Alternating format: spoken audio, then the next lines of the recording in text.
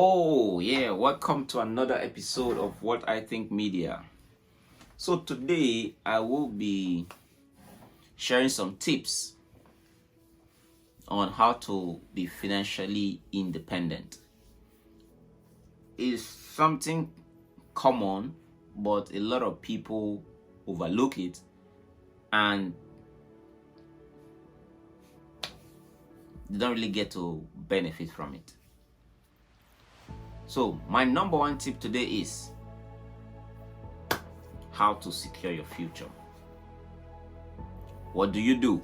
First, invest in what you love. I can't stress that enough. Number one tip of how you can be financially independent: invest in what you love. Let me make some examples. If you are a lover of sneakers, Jordans, Nikes, and all kinds of luxury goods, Gucci, Louis Vuitton, and what have you, you love those kind of stuff, what do? Look for those companies on the stock exchange and buy their shares. As they're taking money from you, don't forget to also take money from them. Because if you look at the total money you've spent on these brands since you've been buying them, and you go back to those stocks and go back to the company stock and check the year you started buying them, and compare it to the present time we are now, and see how far the company has grown, then calculate the cost, the money you've spent so far, and put it in that percentage. You will see how much you would have gotten. You would have gotten, number one, the capital you invested in it. The number two, the profits. And this profits is something that you cannot put a cap on. It can be 100, can be 200, depends on how well the company is doing. And let's say you invested 10,000 in Louis Vuitton, or let's say you invested 10,000, or let me say 10,000 is too much. Let me say $1,000 on Nike stock, maybe 3 or 4 years ago. Do you think your money is still going to be 1,000? Sure no. The money might have appreciated to maybe 2,000, 3,000, depends. But what am I trying to say?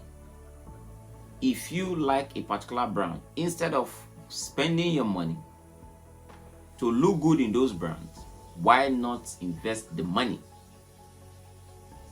to secure your future? I'm not saying don't buy what you want to buy, but always think of the future, because this is one of the difference between the rich and the poor. When the rich gets money, they think of, where can I put this money to get more money? But whenever the poor gets money, they think of, where can I spend this money? The poverty mentality is, where can I spend this money? The wealthy mentality is, where can I invest? The rich people always look for ways to invest, and the poor people always look for ways to spend. So that's number one. Then number two, when you are in any place, look for problems. Oftentimes, when we talk about problem, we always think problem is bad. Not all the time. Some problems are blessing in disguise.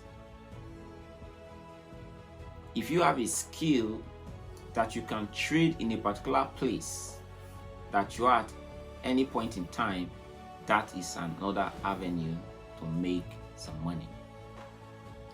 You might be good at something. You might not necessarily be extremely good at it, but you know it. You have an idea, and they need somebody to do it, even with minimum, understanding. And there you go. And the story is different. Always look for opportunity wherever you are. You will never go wrong because there's always opportunity around us. Then number 3, always save from your paycheck. Never spend all you earn. Never spend all you earn. Never spend all you earn. I can't stress that enough. Never spend all you earn. Whatever you earn, make sure a certain percent is set up for investments. Like I was watching a video, and Shaq O'Neal, he made a very shocking, revelation, which I myself is going to be difficult to do because of the bills and all that responsibilities that you need to take care of. But what did he say? He says when you get a check, what do? You split it in half. 50 goes to savings, 50 goes to every other thing you have to take care of. And it didn't just end there. It said that's if you want to save. Then he said, but if you want to become wealthy, it says, take that same 50 that you've set aside to spend and divide it into equal half and add it to the 50 that you already have, and that makes it 75, and work with 25. I know some people say, that's impossible. How can I work with just 25? Trust me, the moment you make up your mind to do it, you start seeing some of those loopholes that your money is going into. Not until you sit down to draw a very concrete budget, you will never know how your money is being spent. That's why it is better, like I always advocate, always try to automate your investment, your savings, your investment, whatever you're doing, always try to automate it. That is the best way, because whatever you don't see, you don't spend.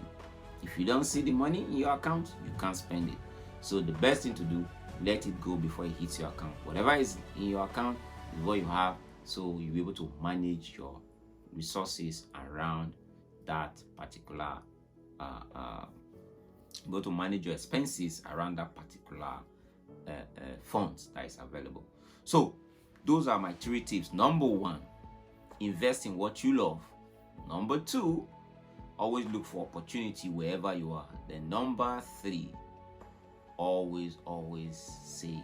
Don't spend all you earn. If you're able to do this, you sure have a very bright future financially ahead of you. So having said that, I believe you guys enjoyed this video. If you like it, please like, subscribe,